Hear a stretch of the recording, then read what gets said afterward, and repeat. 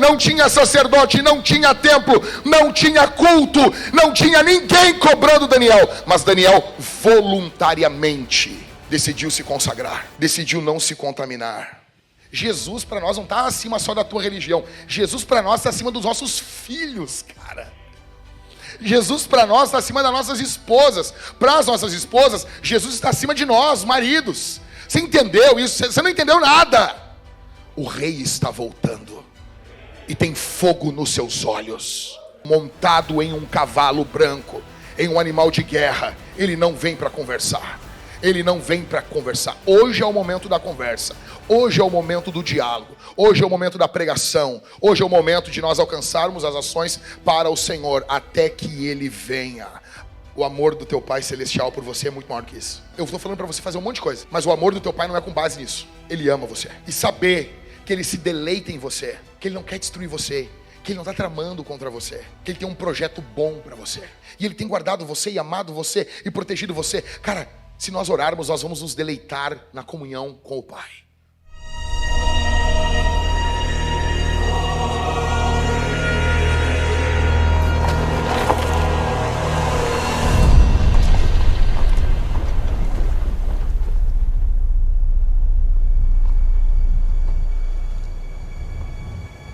Com todos os nossos corações, nós o seguimos. Curvem-se! Buscamos sua presença. Com todo o meu coração, eu sigo, eu temo, eu busco a sua presença. Tragam-nos! Ah, meus amigos, a fé de vocês agora será testada.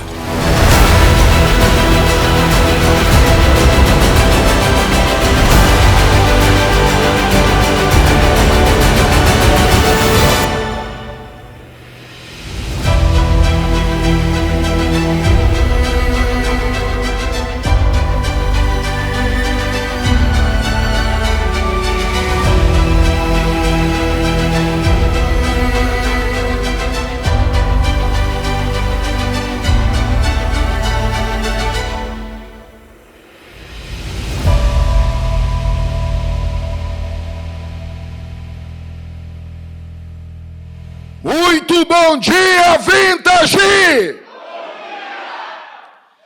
Jesus está vivo e isso muda todas as coisas.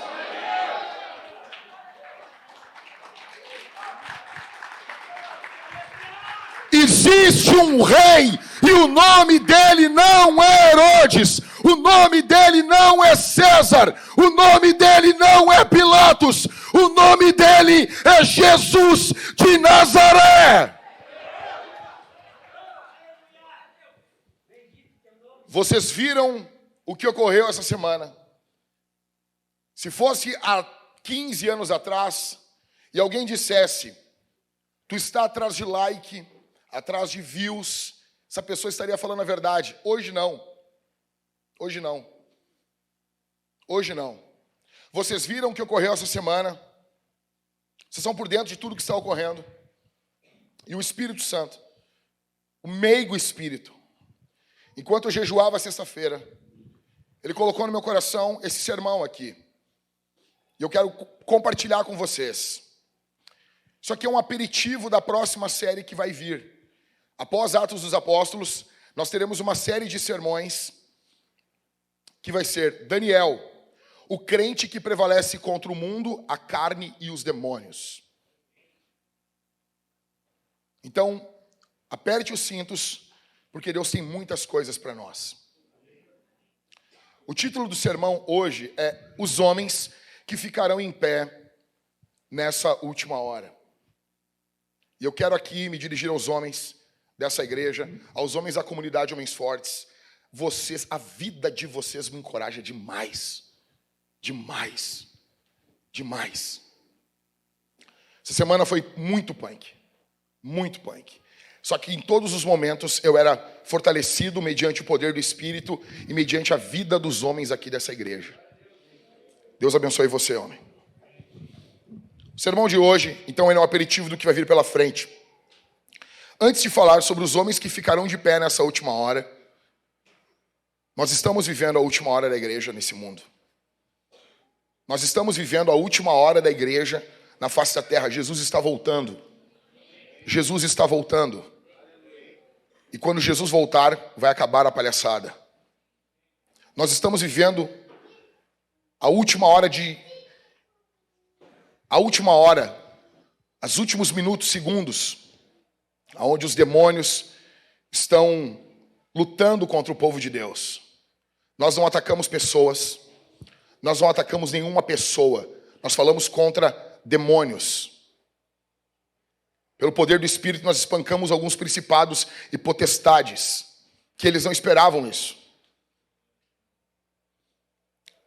Então, antes de falar sobre os homens que ficarão de pé nessa última hora, eu quero falar para vocês sobre os homens que irão cair nessa última hora. Homens que cairão nessa última hora. Escute. Em primeiro lugar, homens que consideram a sua vida como preciosa. Homens que olham para a sua vida e pensam, eu tenho muito mais a dar pelo Evangelho. Eu tenho muito a fazer ainda nessa vida. Eu tenho muito a fazer ainda pelo Evangelho. Homens que pensam dessa forma irão cair. Homens que acham que se calando para poder falar em um outro momento, esses homens cairão. Serão patrolados pelos demônios. A nossa luta não é contra a carne e contra o sangue, mas constantemente os demônios usam carne e sangue. Em segundo, homens que querem agradar a cultura. Homens que têm uma vontade de querer ficar bem com todo mundo. Que tem uma ânsia de ficar bem na foto, de ser o bonzão, o legalzão. O legalzão não vai suportar o que vai vir. O legalzão não vai ficar de pé.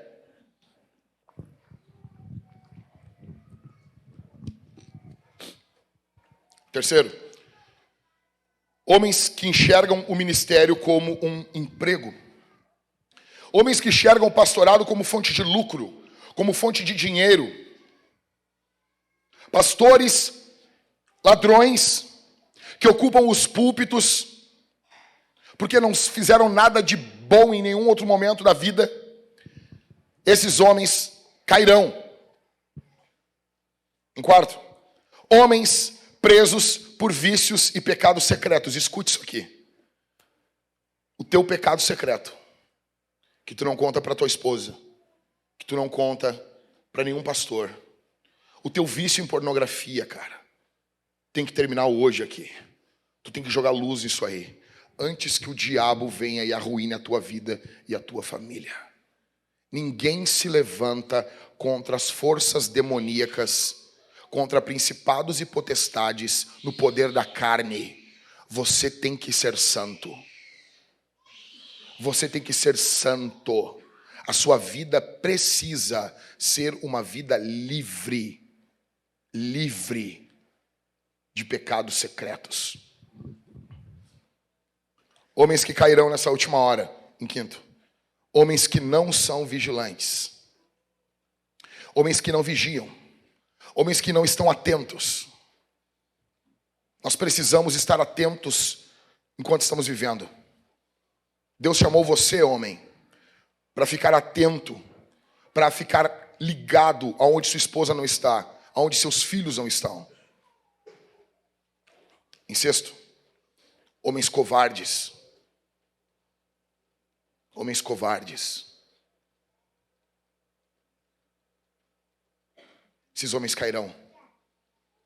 E o diabo sabe o tamanho da tua covardia.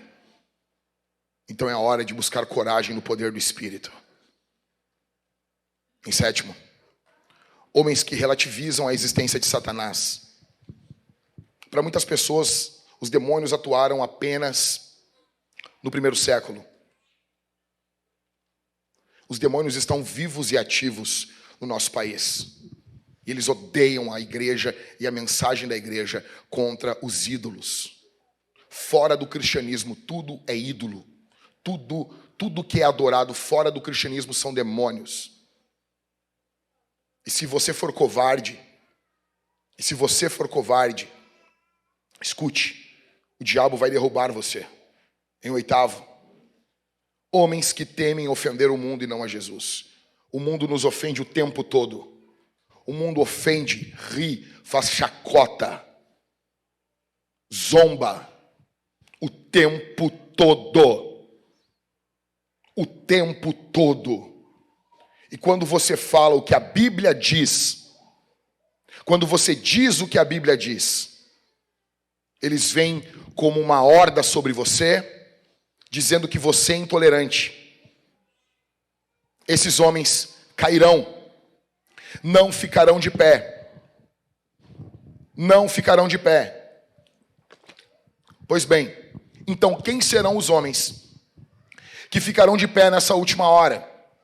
Nessa última hora, antes da volta de Jesus. Quem serão? Quem serão? Quais são as marcas desses homens?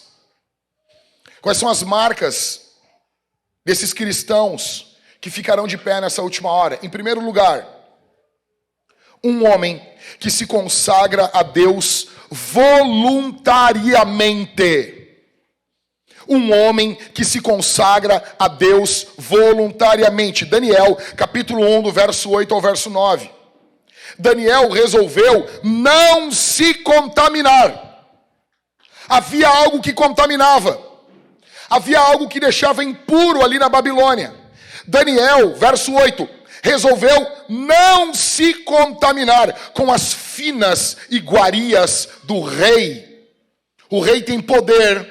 O rei tem dinheiro, o rei tem posição, o rei tem algo a oferecer que contamina. O poder temporal, o poder político, o poder humano possui coisas que contaminam. Daniel resolveu não se contaminar.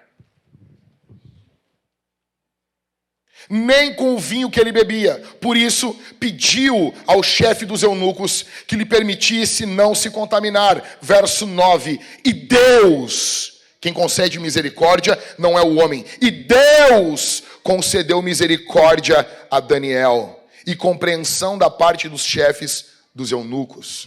Olha para mim aqui. Babilônia é Vegas. Para tu entender o que é Babilônia. Babilônia é a cidade mais pecaminosa do mundo antigo. É como se diz, o que é feito em Vegas, fica em Vegas. Babilônia é uma cidade extremamente pecaminosa. Daniel ali estava sem a lei. Não havia ninguém cobrando Daniel na Babilônia. Não havia sacerdote atrás de Daniel, pastor Michael, dizendo, tem que orar, tem que ir no jejum, tem que ir na vigília. Não tinha.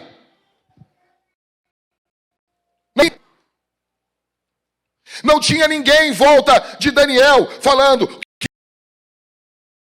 que hora é a hora do culto. E não tinha sacerdote, não tinha templo, não tinha culto, não tinha ninguém cobrando Daniel. Mas Daniel voluntariamente decidiu se consagrar.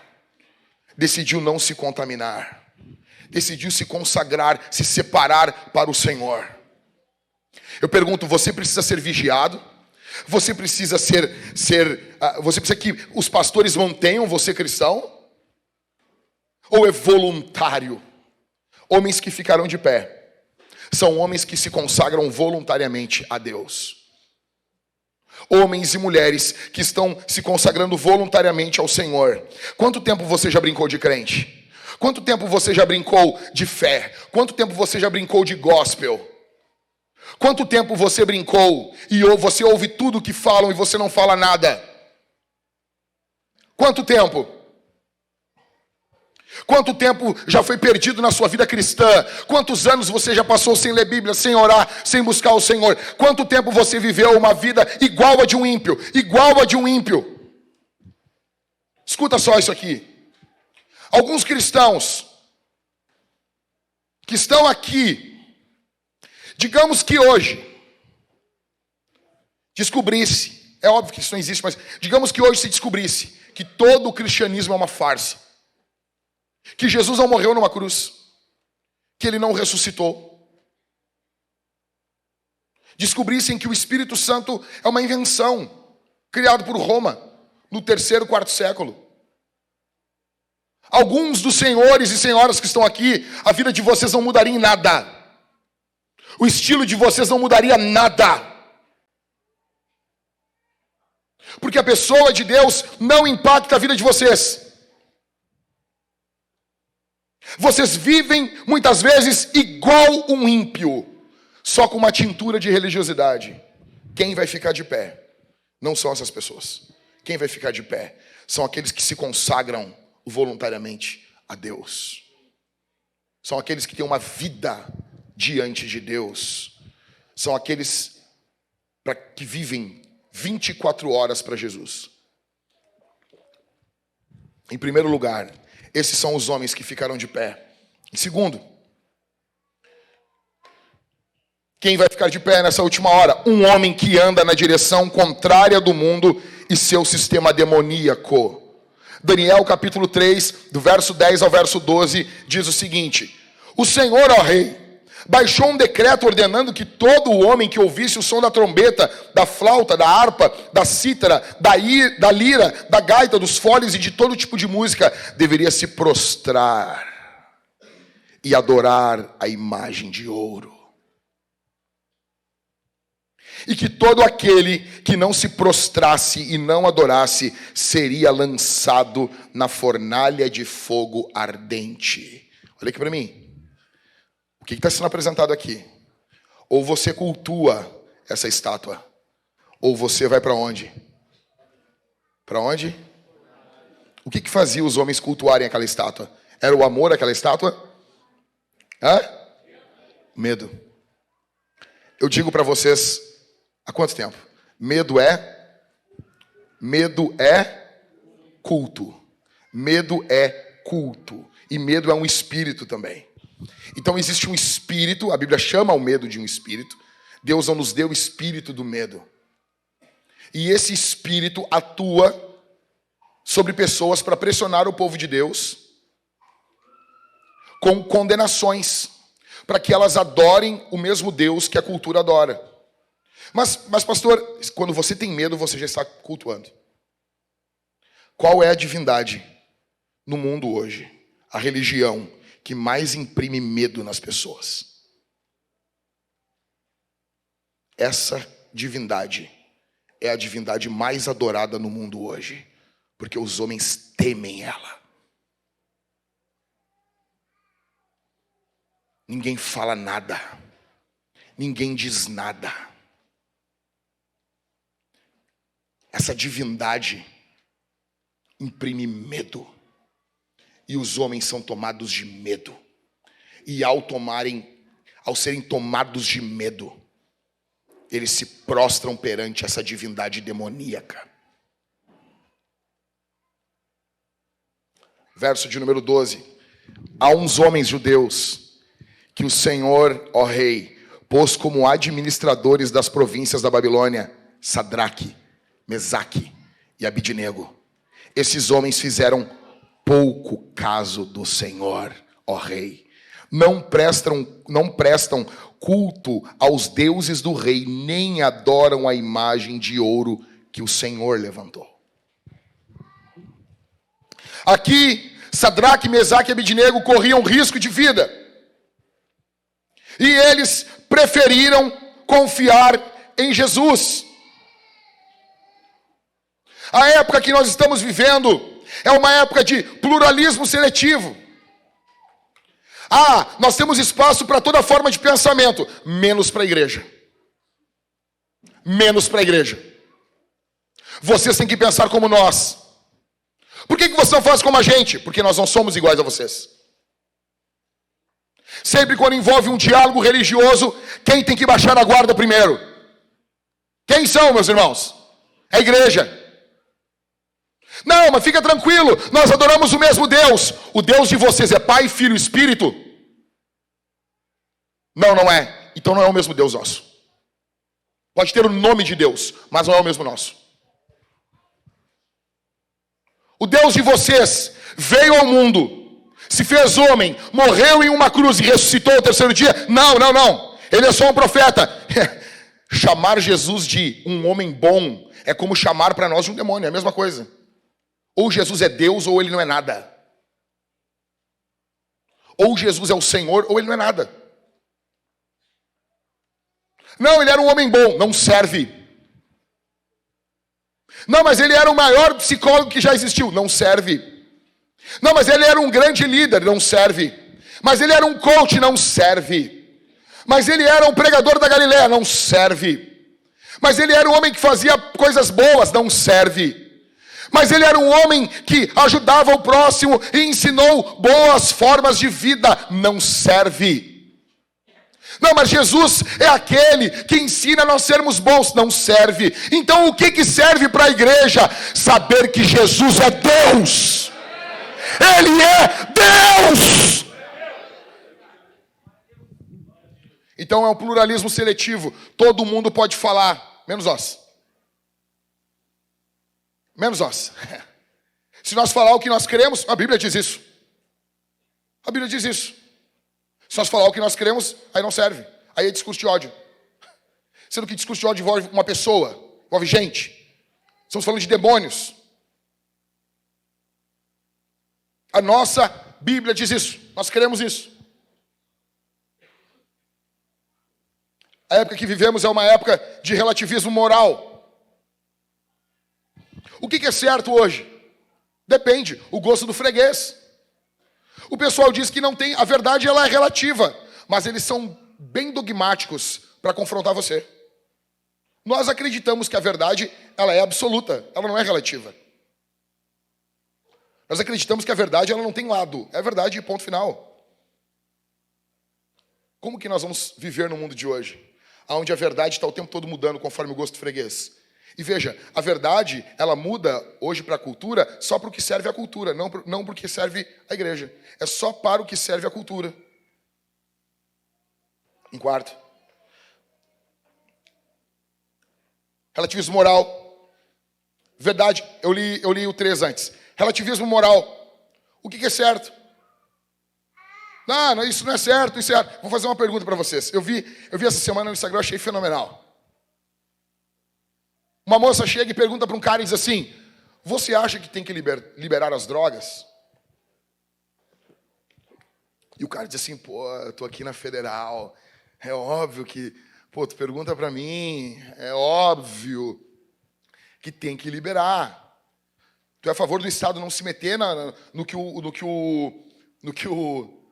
cidadão faz? Sim. Então tu também é a favor de liberar as armas? Não. Armas matam. Armas só matam. E daí ela disse, não, armas defendem. Não, somos contra a morte. Ah, então tu é contra o aborto. E ele, não, do aborto eu sou a favor. O que é isso? Isso é uma mente de gelatina argumentando. Isso é uma mente de gelatina pensando. E o cristão, ao ler a Escritura, ele vai aprendendo a pensar. A Bíblia vai ensinando o cara a pensar. O que é certo hoje?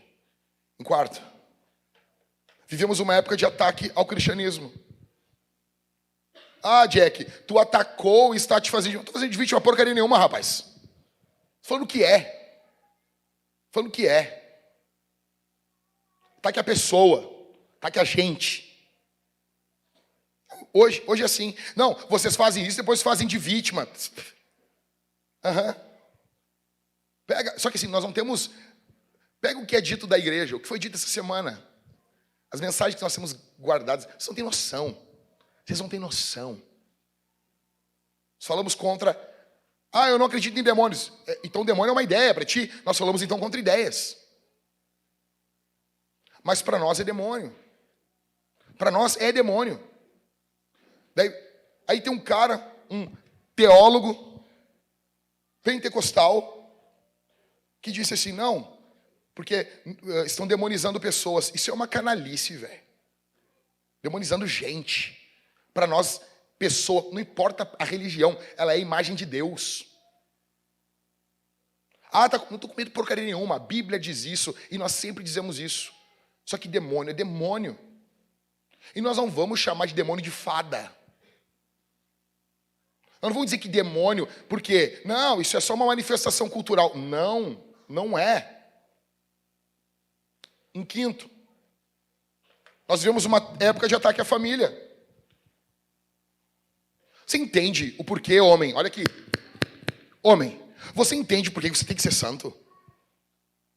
Você entende porque não adianta só você ter uma visão política, você que é todo aí, né, direitoso. Você tem que ser santo, cara. Você tem que vencer as coxas das outras mulheres na rua. Você tem que ter um olhar santo.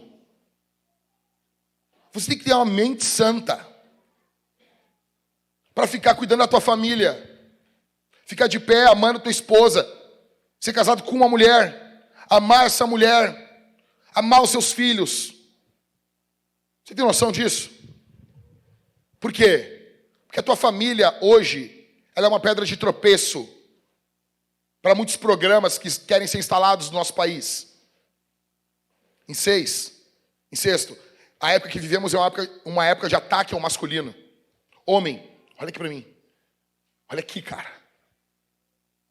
Todo o teu jeito, todos os teus gostos, tudo que você faz como homem. Ah, mas isso não define. Não define. Óbvio que várias coisas são apenas expressões culturais, mas a masculinidade acaba arrumando para esse lado. Então, o seu jeito, suas piadas, o que você gosta de fazer, de comer, o que alegra você, isso tudo hoje é vomitado pela cultura. A cultura hoje está dizendo que o futuro é feminino. Há um ódio aos homens hoje. Há um ódio aos homens. Você é uma grande pedra de tropeço.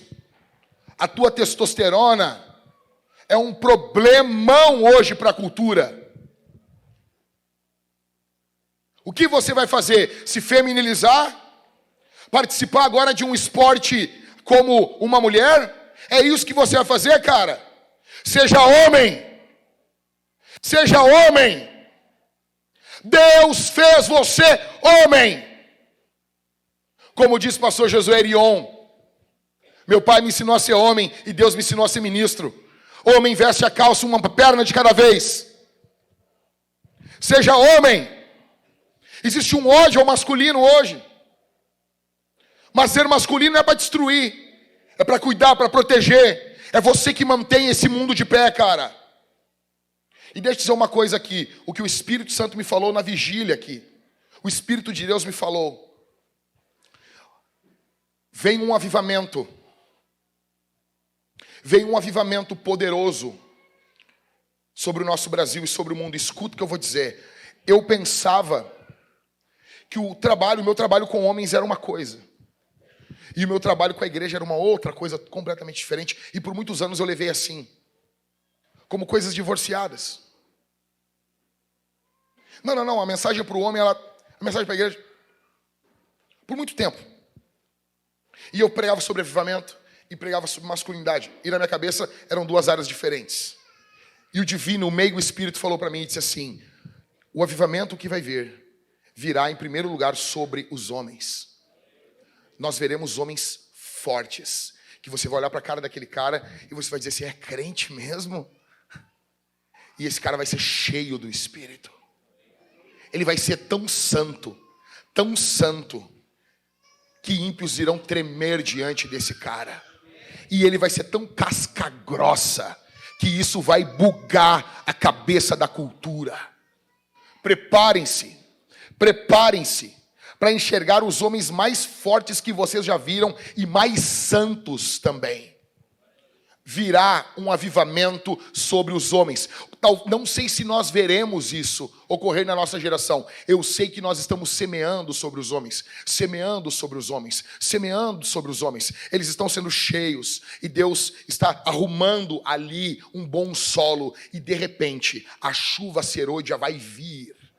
A chuva do Espírito vai descer e nós teremos verdadeiras dinamites nas mãos de Deus. Homens que vão abalar o inferno, homens que terão poder na palavra, homens que falarão, homens que ordenarão que demônios saiam e eles saiam, homens que pregarão, homens que edificarão a casa do Senhor, homens que verão a igreja avançando, homens que verão a igreja triunfando, homens que verão Jesus sendo exaltado, homens semelhantes a Jesus. Esses homens Deus irá levantar. Homem, seja homem, Deus conta com você.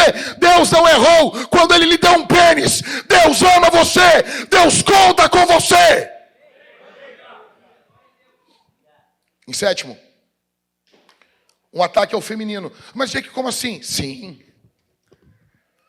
Quando se viram para o homem, se propõe o feminino. O que ocorre quando você ataca todos os homens dizendo que o feminino é melhor? Alguns homens vão querer ser melhores e eles irão se feminilizar. Escute isso aqui. Você ataca os homens. O alvo do diabo é destruir, desde sempre, os meninos. É ou não é, pastor Michael? Você se lembra lá de Moisés? Matem quem?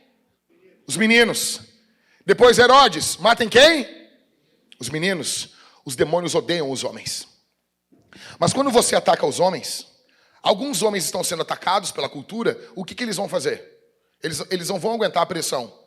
Então eles vão se moldar de um jeito para que a cultura os aceite. E há um movimento aqui. Então, os demônios, eles sempre têm um primeiro ataque e um segundo ataque. Escuta o que eu estou te falando aqui, é mundo espiritual. Existe um ataque frontal contra os homens. O ataque contra as mulheres é uma consequência do ataque aos homens, no mundo espiritual. Ataca-se os homens. Alguns homens acabam se feminilizando porque eles não aguentam o ataque. E quando esses homens se feminilizam, eles caem numa segunda rede demoníaca que vai usar esses homens para esmagar mulheres, para tomar o lugar das mulheres. O primeiro ataque é aos homens, que geram um ataque às mulheres. Então agora odeia-se a mulher de verdade. A mulher que tem vagina, que tem seios dados por Deus. A mulher XX é odiada. O feminino do futuro é um feminino fabricado. O feminino do futuro é um feminino feito pelo homem, não a imagem de Deus. Porque, minha irmã, a Bíblia diz que homem e mulher são a imagem de Deus. Quando você é quem você é, criada por Deus, você é a imagem de Deus. E o diabo odeia a imagem de Deus em você. Então o diabo vai querer tornar isso errado. E façam que as mulheres batam continência para homens que dizem que são mulheres. Essa é uma época que nós estamos vivendo. Você tem noção? Você tem noção? Como é que vai ser crente agora? Estou mentindo? Estou mentindo, Vintage? E oitavo, um ataque contra as crianças. Agora você enfraqueceu os homens. Ao enfraquecer os homens, você tornou as mulheres expostas. Você esmaga as mulheres. Quem fica vulnerável numa família aqui? Quem fica vulnerável? E as crianças ficam vulneráveis para quem? Para predadores. Para pedófilos. Para redes de pedofilia.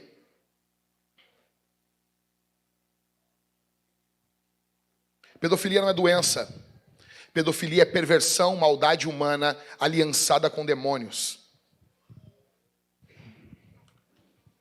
Essa é a época que nós estamos vivendo.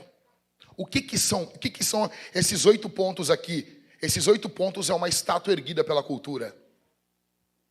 Olha aqui. A cultura está erguendo uma estátua, como aconteceu no livro de Daniel. E eles olham para nós e eles nos veem de pé, sem adorar esses deuses da cultura. O que eles fazem? Eles vão nos atacar. Eu digo para você uma coisa. Nunca houve, na história do mundo, provavelmente, muito provavelmente, um país com mais liberdade religiosa do que o Brasil na época que nós estamos vivendo. Nunca houve. E mesmo assim, vocês sentem a pressão? Sentem ou não sentem? Eu pergunto para você. Eu estava falando com os rapazes aqui aqui na sala, aqui, e eu disse para eles assim, uma coisa ficou clara para mim. Os apóstolos e a igreja do primeiro século, eles eram muito crentes. Aqueles caras, me perdoe aqui, chamar os santos apóstolos de Deus de caras. Aqueles homens, eles não eram só cheios do Espírito. Eles eram muito machos, cara. Você peitar um império todo. Você entra dentro de uma arena. Um leão vem correndo a 300 metros de distância de você. E esse leão vem correndo e você está entoando Filipenses 2, cantando, cara. Esses homens eram muito machos, cara. Aquelas mulheres eram mulheres de fibra. Perpétua, cara. Foi uma das primeiras mártires. O cristianismo era acusado de abandonar a própria família. Por quê? Porque o cristianismo chega colocando Deus acima de tudo e todos. Até da própria família. Ah, vocês consideram a religião de vocês superior à nossa. Tu não entendeu. Jesus para nós não está acima só da tua religião. Jesus para nós está acima dos nossos filhos, cara. Jesus para nós está acima das nossas esposas. Para as nossas esposas, Jesus está acima de nós, maridos. Você entendeu isso? Você não entendeu nada. Então, Perpétua, o pai dela vinha, Michael, o pai dela vinha com a criancinha de 2 anos na prisão e dizia, o pai dela crente, mas daquele jeito, e dizia, Perpétua, olha a tua filha aqui, Perpétua. Perpétua, tu vai ficar do lado de Jesus que tu nunca viu, Perpétua. Tu não vai negar esse Jesus, olha aqui tua filha, Perpétua. E Perpétua foi fiel até a morte. Você tem noção disso? O que ocorre aqui, velho? O que esses caras estão fazendo diante dessa estátua? Você imagina a pressão psicológica. Porque não é uma pressão só espiritual. Eles erguem uma estátua gigante. Uma estátua dourada gigante, gigante. E há aqui uma lista de instrumentos. Vocês imaginam o barulho, Dimitri? Imagina o barulho. Você imagina a pressão. Aquele barulho alto, tocando alto. E aquele monte, aquele barulho de pessoas se ajoelhando. Todo mundo se dobrando. Lei contra você. E 3 garotos, meninos hebreus, olhando aquela estátua, de pé. De pé.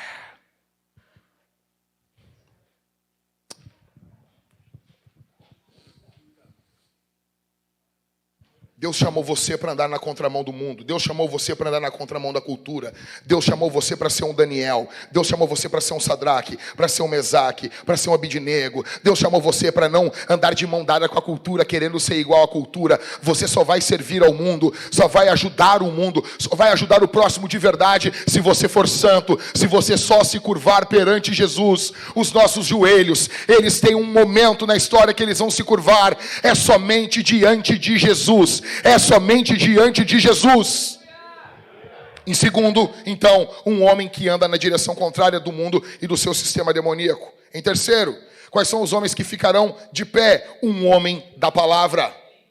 Um homem da palavra. Daniel capítulo 9. Verso 1 e 3. Eu amo isso aqui. Cara, eu vi só o meu pai na fé falando sobre isso. Eu era guri. Eu não vejo ninguém falando sobre esse texto aqui. Daniel 9, do 1 ao 3. No primeiro ano do reinado de Dário, filho de Assuero, da linhagem dos Medos, que foi constituído rei sobre os caldeus, no primeiro ano do seu reinado, eu, Daniel, entendi pelos livros que, de acordo com o que o Senhor havia falado ao profeta Jeremias, a desolação de Jerusalém iria durar 70 anos. Verso 3. Voltei o rosto ao Senhor, Deus, para buscar com oração e súplicas, com jejum, vestido de pano de saco e sentado na cinza. Olha para mim aqui. Daniel agora já é velho. Não é mais um moço. Ele é velho, um idoso. E o que ocorre, pastor Michael? O povo de Israel não é tirado de lá. Não é retirado de lá.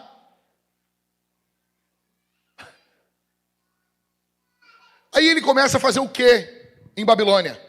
Quando o povo de Israel não é retirado do cativeiro, o que Daniel faz? Daniel vai estudar a Bíblia. Daniel pega o profeta Jeremias. Olha isso, cara. Ele era um homem que Deus falava direto com ele. Só que ele precisa estudar a Bíblia. Ele pega os rolos do profeta Jeremias e ele começa a estudar, fazer teologia. Coisa linda isso. Daniel é velho. Daniel viu leões fechando a boca já. Isso ocorre no capítulo 6. Daniel já é um idoso, caminhou com o Senhor, mas tem coisas que ele não entende. O que ele faz então? Ele estuda a palavra. Ele estuda a Bíblia. Deixa eu dizer uma coisa para você aqui. Deixa eu te falar uma coisa no poder do Espírito aqui para você. A história da igreja foi uma guerra pela palavra. Para termos a palavra, podem nos tirar tudo, mas se não tirarem a palavra de nós, nós teremos todas as coisas. Nós precisamos ser homens da palavra. Nós precisamos ser homens que amam a palavra. Nós precisamos ser homens que devoram a palavra. Escuta isso aqui. A Bíblia diz em Colossenses capítulo 3, verso 16, que a palavra de Cristo habite ricamente em vocês. Colossenses 3,16, grave isso aqui, que a palavra de Cristo, repete, que a palavra de Cristo habite ricamente em vocês. Pode ser mais alto, que a palavra de Cristo habite ricamente em vocês. Vamos tentar descompactar. O que é que tem que habitar ricamente em nós? A palavra. A palavra. Qual palavra de quem? De Cristo. Não é a palavra da cultura, não é a palavra da política, não é a palavra dos homens, não é a palavra dos demônios. A palavra que tem que habitar em nós ricamente é a palavra de Cristo. De Cristo. O que essa palavra tem que acontecer conosco? Ela tem que habitar, não é visitar. Ela tem que morar em nós. Homem, teu lar só vai ser satisfeito, guardado, protegido, porque os demônios não vão proteger você, os demônios vão destruir você. Eu recebi uma mensagem ontem de um rapaz dizendo: pastor, fique firme, eu me desviei, minha família toda me seguiu e se desviou, meus pais estão vivendo o inferno, estão adorando demônios, minha casa está terrível, meus irmãos estão vivendo no pecado, e eu estou sozinho dentro do meu quarto. E estou afastado dos caminhos do Senhor. E não tenho força para voltar. Por favor, pastor, se posicione, fique firme. Cuide da sua vida. Cara, cuide da sua vida. Os demônios prometem paz para você. Cara, não fala aqui. Não mexe que tu vai ter paz. Ninguém tem paz à parte de Deus. A nossa paz é uma obra do Espírito nos nossos corações. Que a palavra de Cristo habite. De que forma? Ricamente. Não é só habitar. Ela tem que habitar de forma abundante. O que é rico? É aquele que tem muito. Não basta só ter a palavra dentro de você. Você tem que ter muito da palavra dentro de você. Habite ricamente em vocês. Nós precisamos de homens que, em primeiro lugar, primeira coisa, leiam a Bíblia. Pastor, como que eu faço? Lê a Bíblia. A primeira coisa que tu acorda de manhã. Lê a Bíblia. Lê a Bíblia. Tem uma Bíblia do lado da tua cama. Tem uma Bíblia no banheiro. Tem uma Bíblia na cozinha. Tem uma Bíblia em cada cômodo da sua casa. Tem uma Bíblia no carro. Tem uma Bíblia no carrinho de bebê, na parte de baixo. Pega uma pequena, bota ali. Aonde você vai tem Bíblia. Aonde você vai tem Escritura. Aonde você vai o Senhor está com você. Tem a Bíblia, ande com a Bíblia, coma a Bíblia. Leia a Bíblia, homem. Leia a Bíblia. Leia a Bíblia. Não entendeu? Lê mais. Não entendeu ainda? Lê mais. Quanto mais você lê, mais você entende. Quanto mais você lê, mais o Espírito fala com você. Leia a Bíblia. O diabo não quer que você leia a Bíblia. O diabo quer que você acorde de manhã e você fique ansioso para saber o que está ocorrendo no mundo. Não. Primeiro a Bíblia. Primeiro a palavra de Deus. Primeiro Deus fala. Leia a Bíblia. Leia a Bíblia, homem. Ande com a Bíblia física. Não tenha vergonha de andar com a Bíblia. Em segundo, medite na Bíblia. Não apenas leia, medite no que você leu. Separe um verso da Bíblia, medite nesse texto. Fique pensando nesse texto. Os puritanos falavam que a meditação na Bíblia é a mesma coisa que uma vaca ruminando. Quem aqui já viu uma vaca ruminando? Quem aqui? Jovens, senhores e senhoras da capital de Porto Alegre. Pô, sou de Porto Alegre, né? Como um X. Porto Alegrense, você nunca viu uma vaca ruminando. Você viu em Viamão. Você foi em alguma instância em Viamão e viu uma vaca ruminando lá. Quem aqui já viu? Ah, pastor, eu vi no Google Imagens. Oh, já viu, né, Bebel? A vaca ruminando, ela come, o que ela faz? Ela devolve a comida lá para baixo. E daí ela volta com essa comida, coisa muito tranquila. E ela fica mastigando isso, que é um chiclete. E ela fica mastigando isso, fica tirando todos os nutrientes desse capim. O que os puritanos diziam que isso é meditação. Você pega um texto da Bíblia E você passa o dia todo meditando nele, pensando nele, lembrando dele. Você passa ruminando esse texto. E você vai, no final do dia, você vai ter uma visão desse texto muito diferente do que você sempre teve. Você não apenas lê a Bíblia, você medita na Bíblia. Medita na Bíblia. Medita na Bíblia. Em terceiro, acredite na Bíblia. Nós sabemos o fim da história. Nós sabemos como ela termina. Nós sabemos que o nosso Senhor Jesus vai voltar. Nós sabemos que Ele vai voltar e vai governar sobre todo mundo. O Rei está voltando. E tem fogo nos seus olhos. O Rei está voltando. Ele está voltando com fogo, montado em um cavalo branco, em um animal de guerra. Ele não vem para conversar. Ele não vem para conversar. Hoje é o momento da conversa. Hoje é o momento do diálogo. Hoje é o momento da pregação. Hoje é o momento de nós alcançarmos as ações para o Senhor, até que Ele venha, aonde a palhaçada vai acabar. O Senhor Jesus está voltando. Acredite na Bíblia. Confie na Bíblia. Deposite sua fé na Bíblia. Na Bíblia. Na Bíblia. Em quarto, pregue a Bíblia. Pregue a Bíblia, pregue a palavra, fale a palavra, ensine a palavra para os seus filhos, ensine a palavra para sua mulher, minha irmã, pregue a palavra, fale a palavra, compartilhe a palavra, mande um versículo bíblico para o seu amigo, mande a palavra, confie na palavra. Em quinto, paute suas convicções na Bíblia. Aqui eu quero que você faça uma pausa comigo. Quem aqui... Não, eu não vou perguntar isso, eu vou explicar direto. Cosmovisão é uma palavra que eu vivo brincando aqui com vocês, porque muitos evangélicos gastam demais essa palavra. Gastam demais. O que é cosmovisão? É uma visão do cosmos, do mundo. É uma visão da vida. Cosmovisão nada mais é que uma lente pela qual você lê tudo. Cosmovisão é um óculos pelo qual você interpreta todas as coisas. Escuta o que eu vou te dizer aqui. Isso aqui, quando eu preguei a série sobre batalha espiritual, o primeiro sermão foi a batalha pela sua cosmovisão. Existe uma guerra espiritual, a guerra espiritual mais básica, não é para destruir a igreja, não, a guerra espiritual mais básica é para mudar a tua cosmovisão. O que ocorre ali no Éden? Quando Eva cai. Adão e Eva caem, Eva peca primeiro. O que a Bíblia diz? Ali em Gênesis. Vendo a mulher que a árvore era boa de comer, agradável aos olhos. Ou seja, o que ocorreu ali com Eva? O diabo mudou a cosmovisão dela. Aquele fruto não era bom. Mas agora ele é bom. Escuta o que eu vou te dizer. Existe uma guerra para pautar as tuas convicções em ciências sociais, na sociologia, nas psicologias modernas. E você pautar a sua visão com base nisso. Há uma guerra pela tua cosmovisão, pela forma de você enxergar o mundo. Sim, cara. Sabe o que vai acontecer se você ficar um ano sem ler a Bíblia? Você vai ter uma visão distorcida do mundo. Se você ficar um ano sem ler a Bíblia, você vai ter uma visão distorcida da realidade.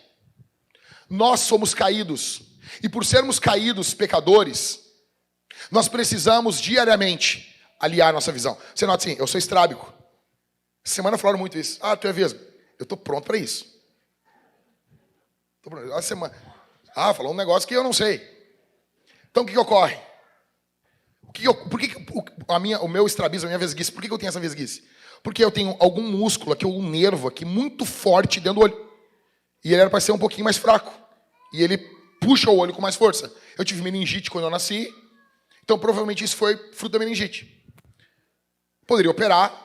A operação dura 10 anos. Depois volta a ficar vesgo de novo. Tem que operar de novo. Vou fazer isso aí. Porque não muda a minha visão. Muda para os outros. Eu não estou nem aí para os outros. Se tu vê, eu vesgo. Eu não me vejo vesgo. Só lembro que eu sou vesgo quando olho no espelho. E eu já casei. Ok? Então, o que ocorre? Digamos que todo mundo agora, sem Jesus, é vesgo espiritualmente. Você precisa, vesgofobia. Tá louco. Eu tenho lugar de fala. Digamos agora que você precisa alinhar a tua visão. Quando eu fui para fazer, eu fiz um exame e o médico, eu era criança, não me lembro. Ele disse assim, tem que fazer uma cirurgia e não sei o quê, para nós alinharmos a visão dele. Nós colocarmos a visão. O que é isso? É leitura bíblica. Você e eu temos uma visão distorcida do mundo. Nós precisamos ler a Escritura constantemente. Porque assim, se você ficar 2 anos, 3... Olha, escuta isso aqui. Se você for um cristão e ficar 3 anos sem ler a Bíblia, você pode vir à igreja, participar de tudo, você vai estar adorando um outro Jesus. Como assim, pastor? Sim. Você vai começar a ter uma visão distorcida de Cristo, com base nas suas convicções, e não com base na revelação da palavra. E isso vai ser gradativo, e você nem vai notar.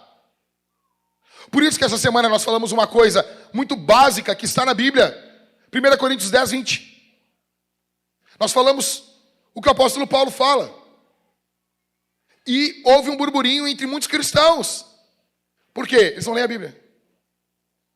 Eles não leem a Bíblia. Então, quando você não lê a Bíblia, você imagina isso, cara. Nós estamos cantando aqui e algumas pessoas estão se relacionando mentalmente, não com o Deus da Bíblia, mas estão se relacionando com um ídolo. Mas um ídolo não é nada. Paulo disse isso em 1 Coríntios 8. Não, cara. Paulo estava falando o que os coríntios falaram. Um ídolo comparado com o Senhor não é nada, é óbvio. Mas se você esticar esse pensamento, você vai acabar ficando na mesa dos demônios. Então Paulo vai dizer que por trás de todo ídolo existem demônios. O que é um ídolo? Um ídolo é tudo aquilo que ocupa o lugar de Jesus. Quer dizer que tudo que ocupa o lugar de Jesus no teu coração é um ídolo e por trás possui demônios. Você tem noção disso, cara? Como uma coisa muito mais séria. É que nem quando os caras dizem assim, vocês são contra casamento homossexual. Não, tu não entendeu nada. Nós somos contra sexo heterossexual antes do casamento, cara. A gente é muito mais radical que isso, velho. Por favor, bote a nossa radicalidade no momento certo. Nós somos contra o sexo fora do casamento. Nós somos contra o adultério, cara. É muito mais sério. Paulo tem suas convicções na Bíblia. Em sexto, pensem com base na palavra. Você monta suas convicções e você passa agora a pensar com base na palavra. Isso é bíblico, isso está certo. Palavra. Não é a minha opinião. A minha opinião aqui não importa. A opinião do pastor Jack, não importa. Tem muitas coisas que, se eu fosse criar uma igreja, eu faria assim, mas a palavra não diz isso. Então não dá. Não dá. Eu já falei para vocês o caso, né? O cara chegou aqui para mim e disse assim, Jack, por que tu não manda o cara tirar o brinco da orelha? Tá nos alargadores. Eu não acho legal. Eu não acho bonito. Mas daí a Bíblia não dá nada. Eu louco para ter um versículo bíblico. Não usarás alargador. Não tem. O que eu disse? Eu não vou falar isso aí, cara. A Bíblia não diz. Não posso falar isso aí. Não tem como dizer, não posso. Paute suas convicções na Bíblia. Pense com base na palavra. Em sétimo, edifique sua família com base na palavra. Seus filhos devem ser criados com base na Bíblia. A Bíblia não é para um momento religioso apenas do dia. A Bíblia é para definir tudo que nós pensamos. Tudo, com base na Bíblia. Mas isso é fundamentalismo. Você é um fundamentalista. Ora, óbvio que sim. Eu sou fundamentalista no que é fundamental na Bíblia. A Bíblia é fundamental para a minha vida. Sério que isso é errado para você? É errado sim. Você, então, é fundamentalista contra os fundamentalistas. Você tem um pensamento fundamentalista contra o fundamentalista. Não pode ser fundamentalista em hipótese alguma. Pô, que fundamentalista tu é, hein? Veja, o mundo é fundamentalista nas suas convicções. Todo mundo é fundamentalista em alguma coisa. Só que eles não querem que você seja na palavra. Eles querem impor para você as coisas. Não. A autoridade sobre nós é Cristo. Oitavo, tenham suas vidas encharcadas de Bíblia. Eles diziam que se enfiassem uma faca em John Bunyan, pastor batista, sairia Bíblia, de tanta Bíblia que aquele homem tinha. Você precisa ter sua vida encharcada da Escritura. Você precisa. Daniel está na Babilônia, idoso, e ele está estudando a Bíblia. Em quarto característica desse homem que vai ficar de pé nessa última hora, ele vai ser um homem de oração. Daniel capítulo 6, do verso 10 ao verso 13. Quando Daniel soube que o documento tinha sido assinado, voltou para casa. Em seu quarto, no andar de cima, as janelas abriam para o lado de Jerusalém. 3 vezes por dia ele se punha de joelhos, orava e dava graças diante do seu Deus, como era o seu costume. Então, aqueles homens foram juntos até a casa de Daniel e o encontraram orando e fazendo súplicas diante do seu Deus. Depois se apresentaram ao rei para falar a respeito do interdito real. Perguntaram ao rei: não é verdade que o Senhor assinou um interdito, ordenando no espaço de 30 dias que todo homem que fizesse um pedido a qualquer Deus ou qualquer homem, e não ao Senhor, ó rei, fosse jogado na cova dos leões? O rei respondeu: sim, o interdito está em vigor, segundo a lei dos medos e dos persas, que não pode ser revogada. Então eles disseram ao rei: esse Daniel, que é dos exilados de Judá, faz pouco caso do Senhor, ó rei, e do interdito que o Senhor assinou. 3 vezes por dia ele faz a sua oração. Olha aqui. Nós vivemos um período de desânimo espiritual. Quantas pessoas aqui na igreja dizem assim: como tu está se sentindo? E ela diz assim: pastor, eu estou me sentindo desanimado. Estou me sentindo fraco. Não tenho forças para orar. Não tenho forças para jejuar. Estou me sentindo desanimado. Estou me sentindo cabisbaixo. Parece que drenaram as minhas energias. Escute isso aqui. Existe um empenho satânico para impedir você de orar. Na hora de orar, dá problema em casa, tem que sair para comprar alguma coisa, é criança que chora, telefone que toca, é e-mail que chega, é coisa urgente que tem que ser feita. Cara, se você não dizer não para tudo e dobrar o teu joelho, você não vai orar. E se você não orar, você não vai ficar de pé. Eu pergunto para você aqui uma coisa, olha aqui para mim. Olha aqui para mim, crentinho. Se saísse agora uma lei no Brasil, que você tem que ficar 30 dias sem orar, você seria preso? Vários aqui não seriam presos, porque você passa 30 dias sem orar. Você vive a vida cristã sem oração. Deixa eu te dizer uma coisa aqui, não existe vida cristã sem oração. O que você vive é uma mentira. Não existe vida cristã sem oração. Não existe uma vida cristã sem relacionamento com o Senhor. Nós estamos no tempo que não dá mais. Você precisa buscar. Pastor, eu estou desanimado para orar. Aí que você precisa orar. Você precisa buscar ânimo na oração. Daniel vai ter um momento que ele diz assim. Daniel fala para o anjo: fala, porque quando tu falou, tu me fortaleceu. A palavra de Deus, ela fortalece o homem. O que falta para você, você está definhando. Você já está há muito tempo sem orar. E eu digo assim, oração de guerra. Aquela oração que você termina suado. Que você espanca a cadeira onde você está orando. Que você grita com a boca, às vezes dentro de uma almofada. E você grita para os céus ouvirem. Essa oração dirigida ao Senhor. Nós precisamos de homens de oração. Ah, pastor, eu não tenho muita fé. O diabo vai tirar de você a fé. O diabo vai roubar em você. Ah, não acontece.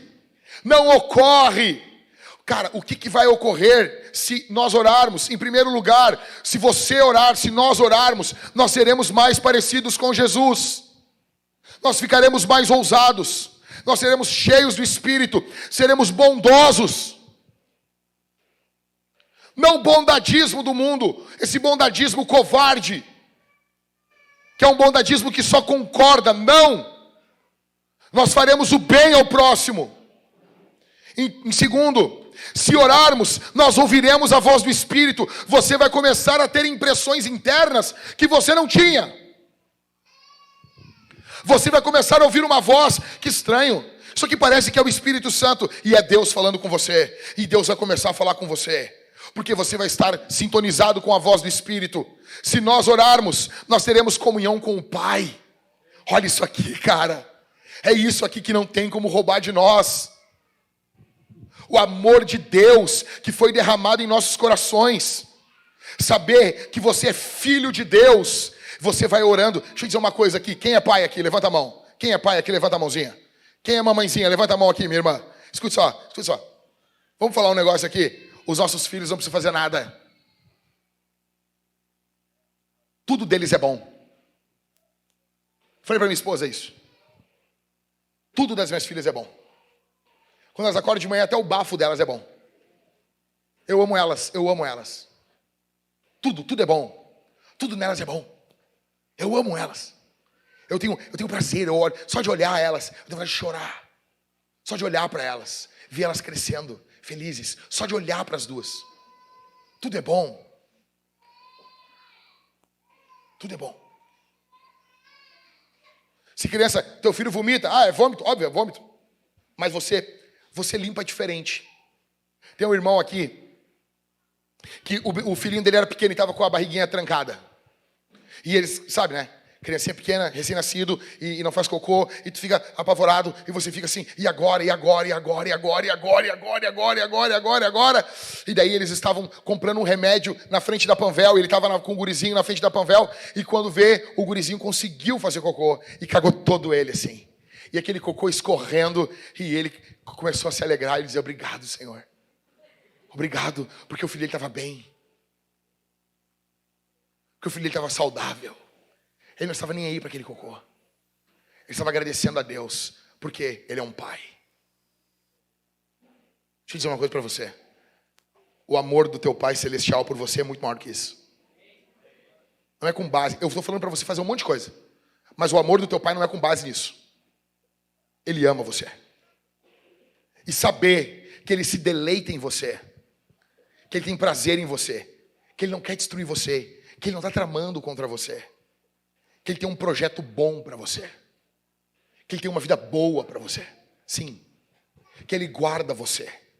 Que se dependesse dos demônios, você não estaria aqui. E Ele tem guardado você e amado você e protegido você. Cara, se nós orarmos, nós vamos nos deleitar na comunhão com o Pai. Nós vamos passar a sentir mais esse amor, que ele já existe. Sabe, a minha filha vai cantar. Cara, ela começa a cantar, eu tenho vontade de chorar. Por que você vai falar com Deus? Sabe, mas eu vou falar uma coisa que Deus é Deus, né? Cara, Ele não é só todo poderoso, Ele é Pai. Então Ele ama ouvir você falando. Sabe quando os nossos filhos, eles começam a falar certo, uma palavra que eles falavam errado, a gente fica até com saudade do jeito errado deles falar? Já aconteceu com você isso aí? Sim ou não? Levanta a mãozinha se já aconteceu aí. Você sabe o que eu estou falando, né? Mas era tão bonitinho, né? Que falava erradinho aqui essa parte. Ou seja, ele falava errado e você se deleitava naquela palavra falada errada. O teu Deus, Ele se deleita na tua oração. Ora, cara. Ora. Ora, quando você ora, você é como uma criança diante de Deus. E o teu Pai ama ver você orando. Ele ama ouvir tua voz. Ele se deleita em você. E por que você não experimenta esse amor? Porque você não ora. Se orarmos, nós veremos o quê? Mais curas. Sim.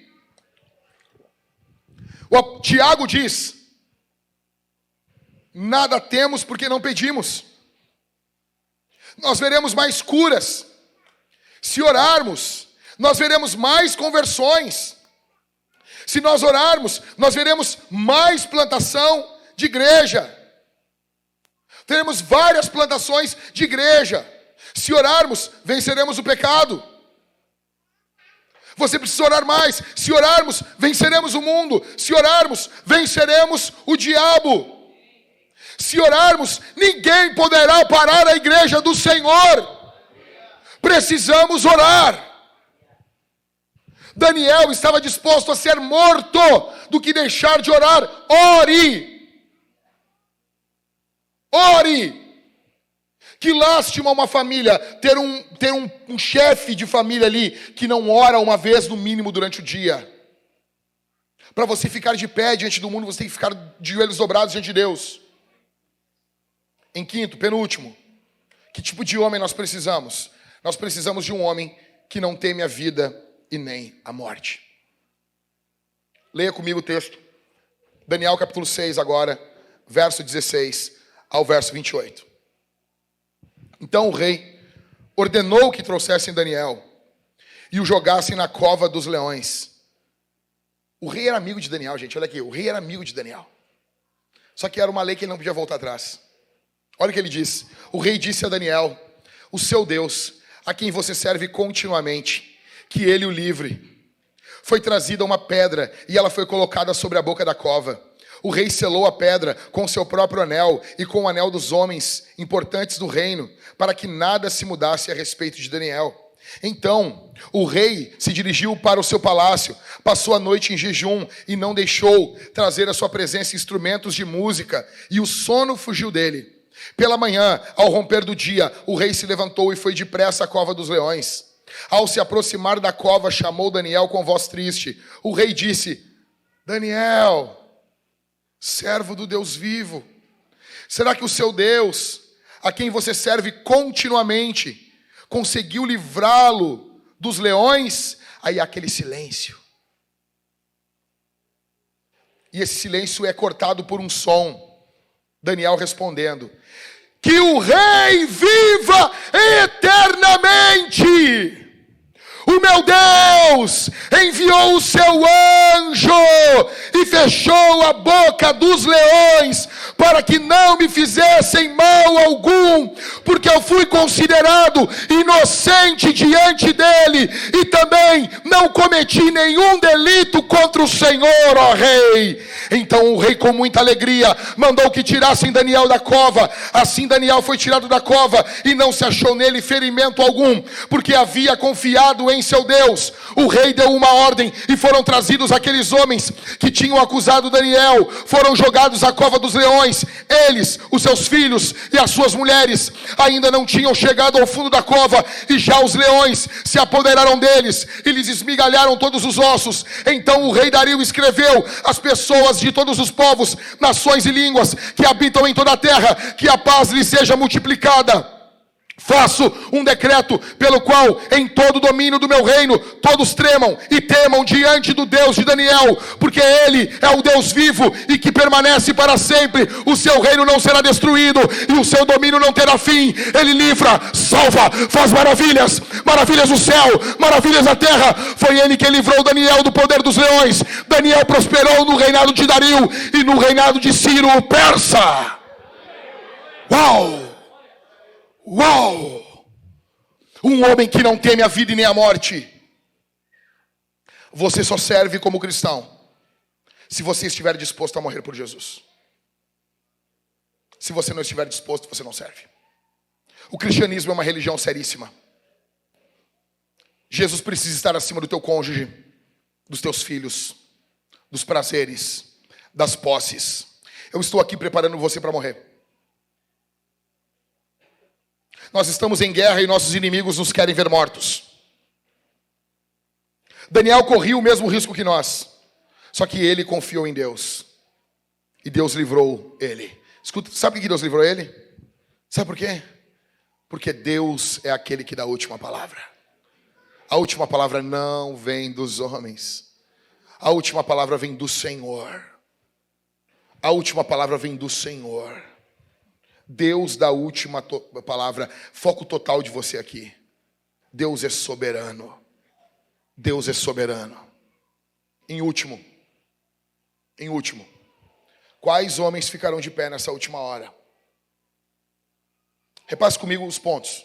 Primeiro, um homem que se consagra voluntariamente a Deus. Em segundo, um homem que anda na direção contrária do mundo e do seu sistema demoníaco. Terceiro, um homem de palavra. Quarto, um homem de oração. Quinto, um homem que não teme nem a vida e nem a morte. Em último, quem ficará de pé nessa última hora é um homem com uma paixão consumidora por Jesus. Você tem que ser... mas paixão... Você entende o que eu estou querendo dizer. Paixão é algo carnal. Quando nós falamos paixão de Cristo, você entende.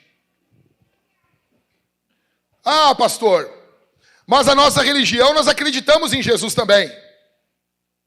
Não é a mesma nossa. Não é a mesma nossa. Ele era um homem bom? Não serve. Não serve. Jesus é Deus e Ele domina todo o universo. Não tem nenhum centímetro do universo para qual Jesus não aponte e diga, é meu. É tudo dele. É tudo dele. Deixa eu contar para vocês o final dessa história. O que vai acontecer? Eu sei o final dela.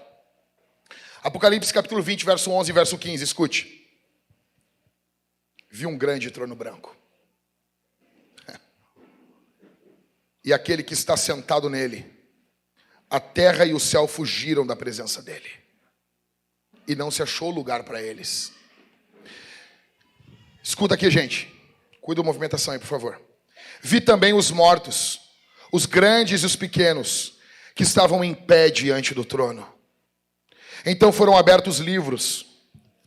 Ainda outro livro, o livro da vida, foi aberto. E os mortos foram julgados segundo as suas obras, conforme o que estava escrito nos livros. O mar entregou os mortos que nele estavam. A morte e o inferno entregaram os mortos que neles havia. E foram julgados um por um, segundo as suas obras. Então a morte e o inferno foram lançados no lago de fogo. Essa é a segunda morte, o lago de fogo. E se alguém não foi achado inscrito no livro da vida, esse foi lançado no lago de fogo. O final da história vai se dar com um trono.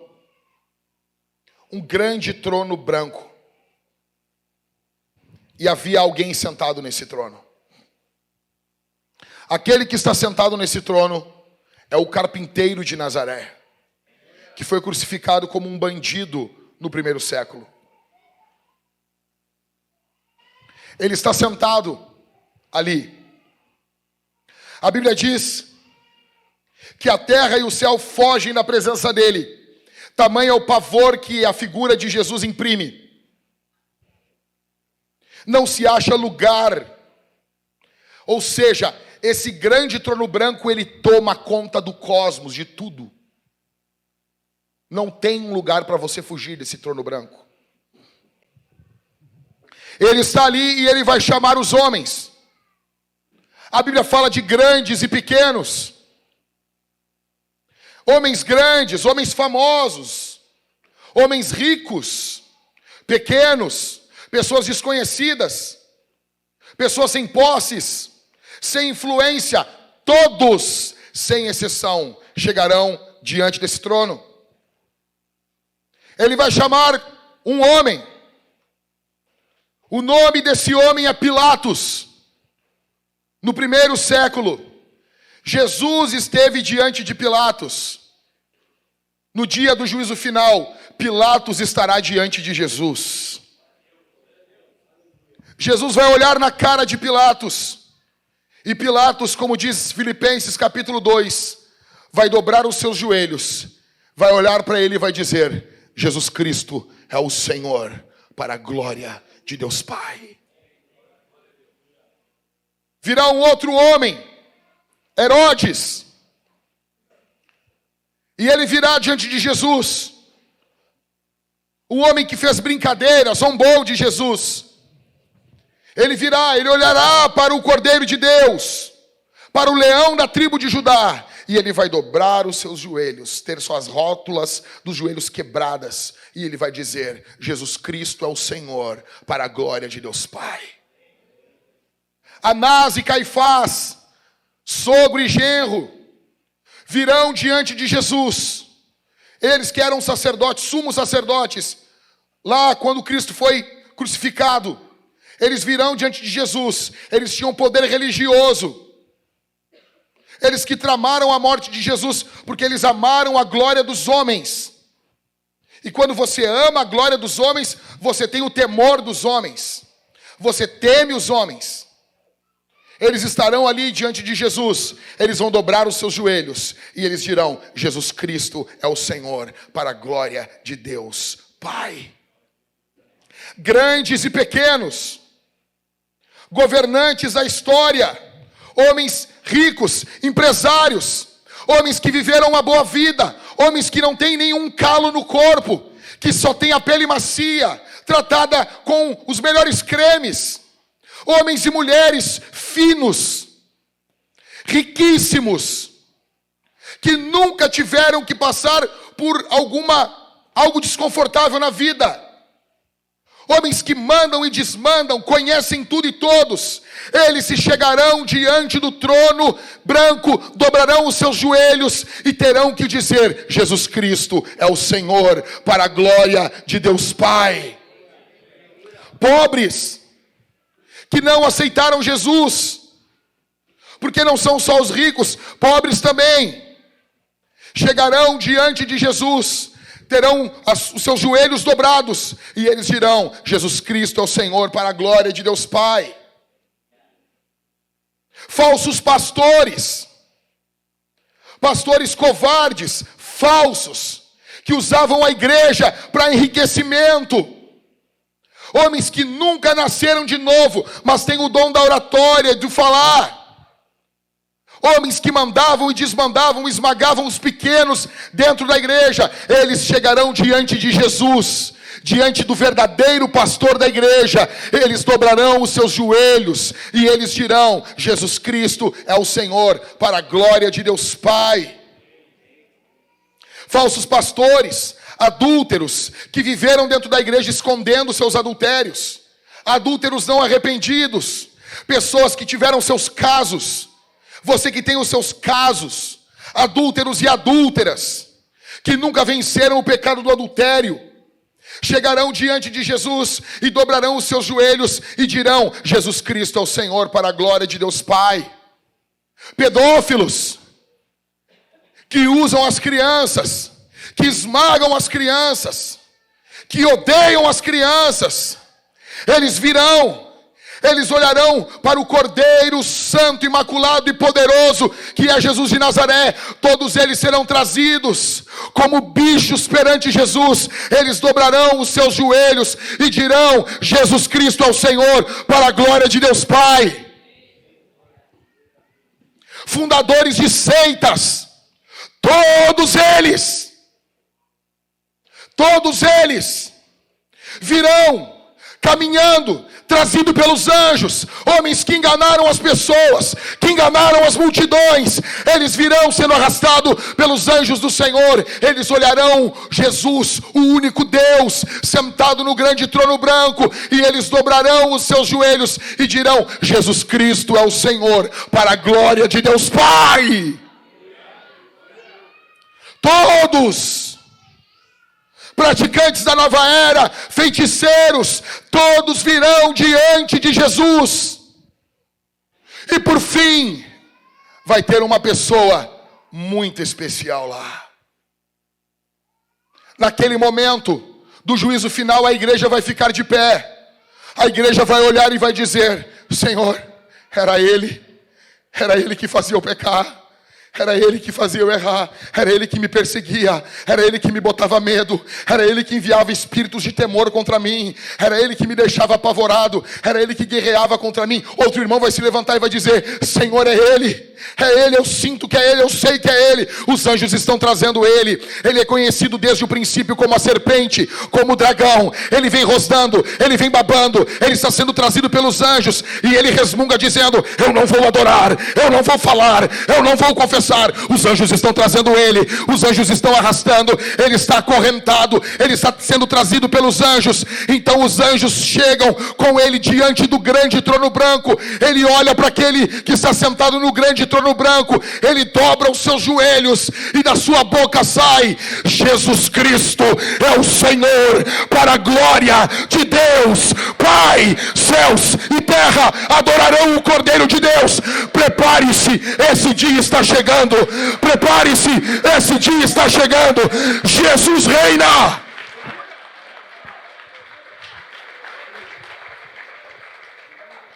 Jesus Cristo é o Senhor. Jesus convida você hoje, que está aqui, a se arrepender dos seus pecados. O juízo final está vindo, a volta de Jesus está vindo. Só que há uma saída para você que está aqui hoje. Existe perdão de pecados para você aqui.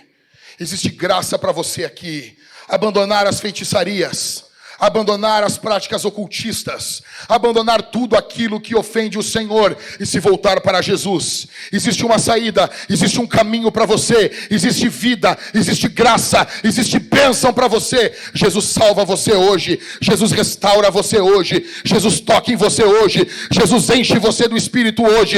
Jesus é poderoso, Jesus é grandioso, Jesus é glorioso. Os céus são pequenos para Ele, a terra treme quando Ele fala, o inferno dá calafrio, os demônios batem em retirada, porque há poder no nome de Jesus. Quando você canta o nome de Jesus, os demônios ficam apavorados. Quando você fala do nome de Jesus, os demônios batem em retirada. Doenças têm que recuar, elas têm que recuar, a igreja tem que avançar. Edificarei a minha igreja e as portas do inferno não prevalecerão contra ela. O Senhor Jesus está conosco. Se você está aqui vivendo com pecados escondidos, se você está aqui e você está enganando sua esposa, se você está aqui, não pense que uma batalha social vai tirar o foco da sua vida espiritual. Um grande erro de homens que atuam na linha de frente das batalhas sociais é ignorarem o quarto secreto da oração. Você nunca vai ser um campeão de Deus sendo um nanico diante do Senhor, com sua vida espiritual medíocre. Nós precisamos de homens santos, mulheres santas. Minha irmã, você vem enganando seu marido, confessa o teu pecado hoje. Isso é uma cortina de fumaça que vai se dissipar, e a sua vida espiritual precisa ficar de pé diante do Senhor. Existe perdão hoje aqui. Se você não é cristão, Jesus convida você, Jesus chama você, Jesus salva você, Jesus liberta você. Pastor, eu tenho sido atormentado pelos demônios. Jesus é o atormentador dos demônios. A Bíblia diz no Evangelho de Marcos, você se lembra? A Bíblia diz no Evangelho de Marcos, os demônios falam para Jesus: por que viestes aqui nos atormentar antes do tempo? Nós conhecemos um que é o atormentador de demônios. Jesus é maior do que os demônios. Jesus é maior do que toda aliança que você fez com os demônios. Jesus salva você, Jesus restaura você, Jesus perdoa você. Existe salvação para você hoje aqui.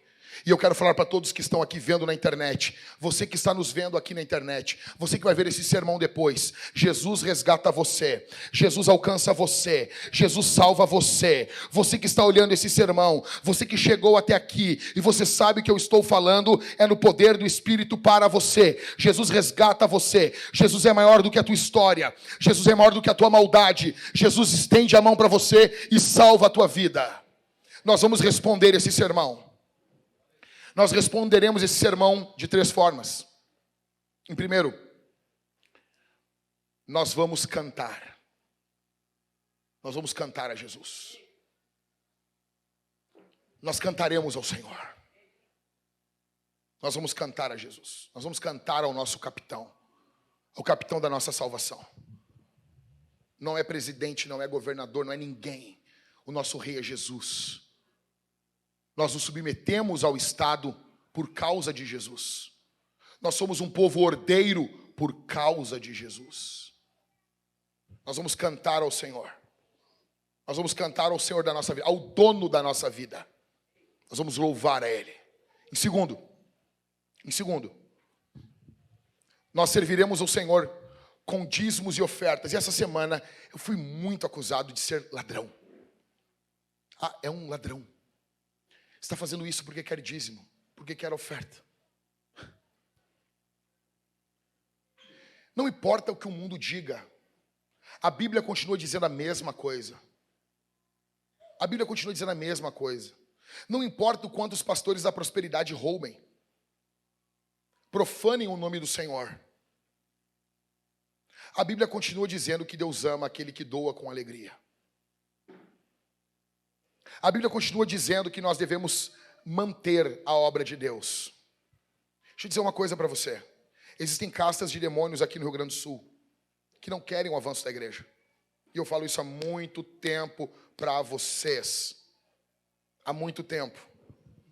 Só que nessa última semana, o olho de Sauron se virou para nós. Ok? Você que é fã do Senhor dos Anéis, você sabe o que eu estou dizendo. E nós não vamos parar. Nós vamos avançar. E nós vamos ser mais santos do que um dia já fomos. Nós buscaremos. Tem uma coisa que eu aprendi. É que o diabo, ele não suporta resistência. O diabo não suporta resistência. Como assim? Mas o diabo ele não é um ser... Sim, ele é. Só que todos os seres criados, eu falei na vigília aqui, todos os seres criados por Deus, eles têm limitações.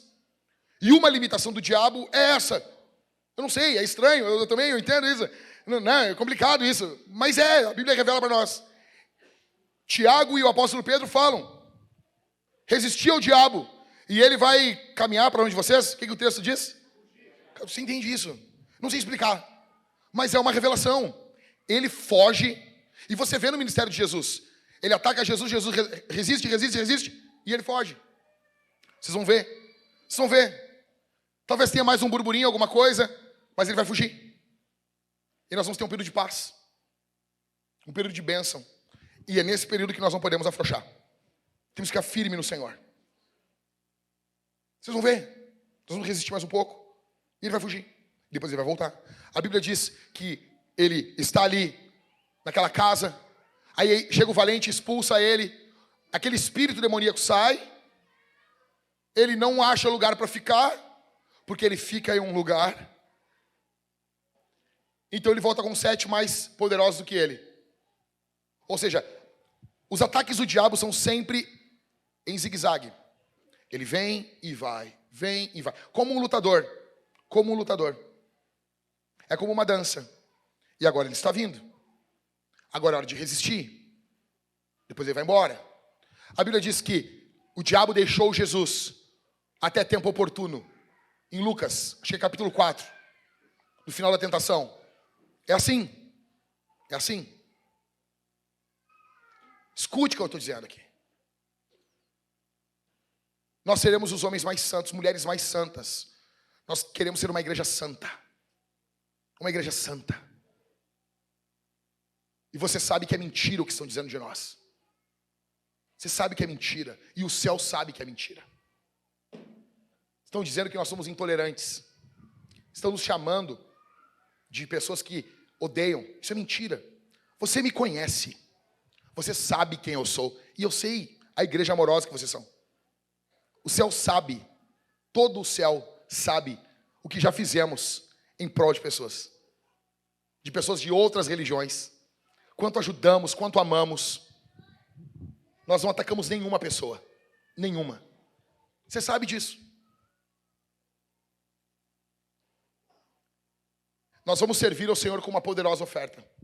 Para que o reino de Deus avance. Para que viemos plantar igrejas. Para que viemos avançar. Provavelmente nós vamos trocar de endereço.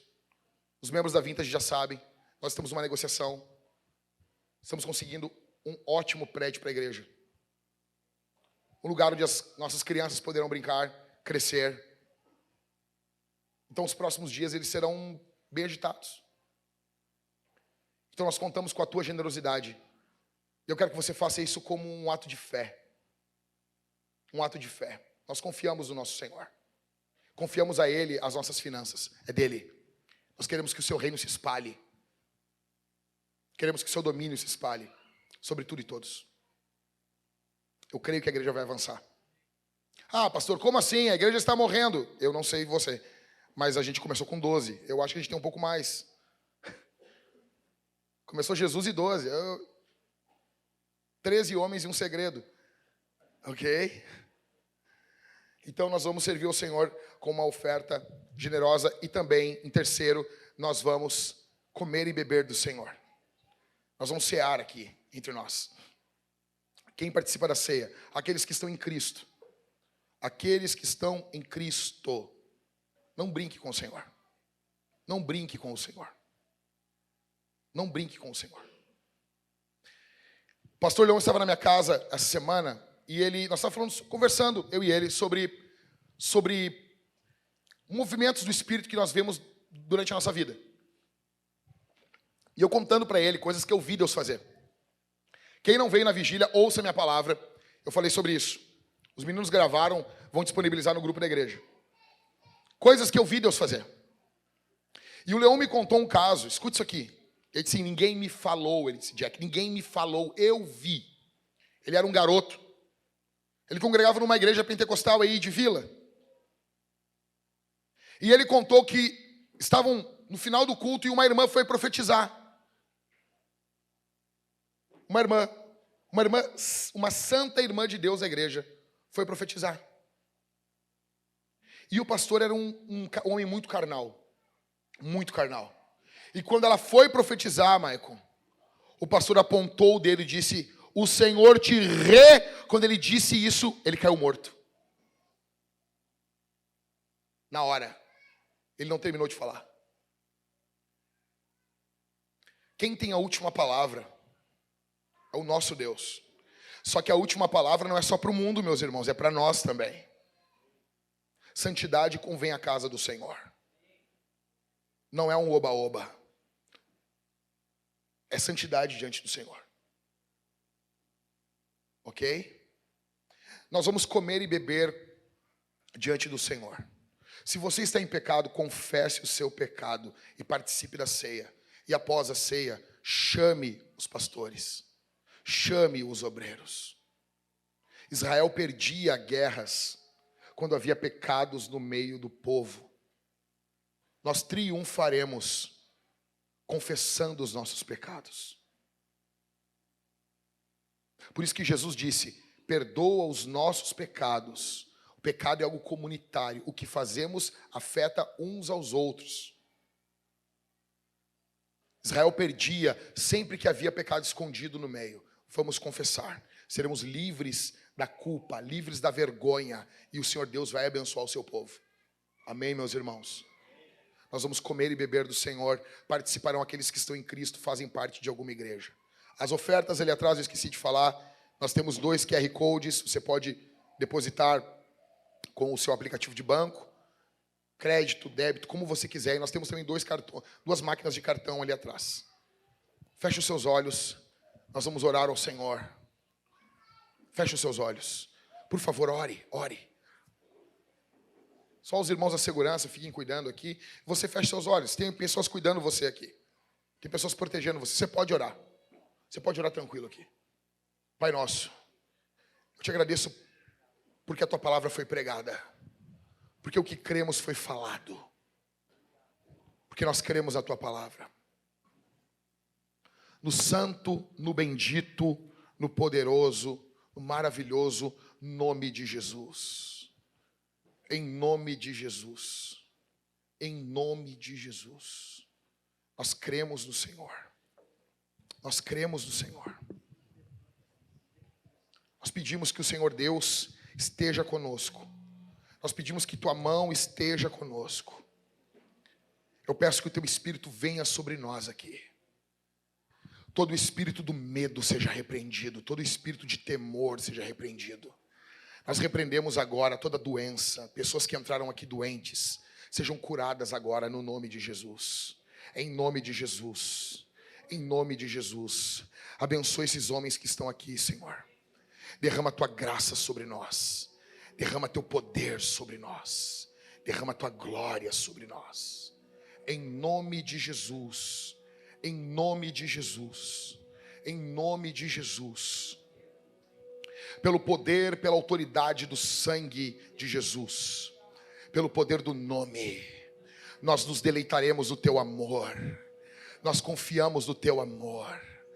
Ainda que tenha um demônio sobre Worms, da mesma forma, da quantidade de telhados sobre a cidade de Worms, nós confiaremos que o Senhor é o nosso castelo. E o Senhor é o castelo forte. Forte e poderoso. O Senhor é inabalável. O reino de Deus não tem fim. O reino de Deus é inabalável. Nada nem ninguém tem poder contra o reino de Deus. Bendito é o nome de Jesus. Bendito é o nome do Senhor. Bendito é o teu nome, exaltado é o teu nome, engrandecido é o teu nome, engrandecido é o teu nome, santo, santo, santo, santo, santo, santo. Tua igreja te louva, tua igreja te exalta, tua igreja te ama, te faz presente entre os louvores, Senhor.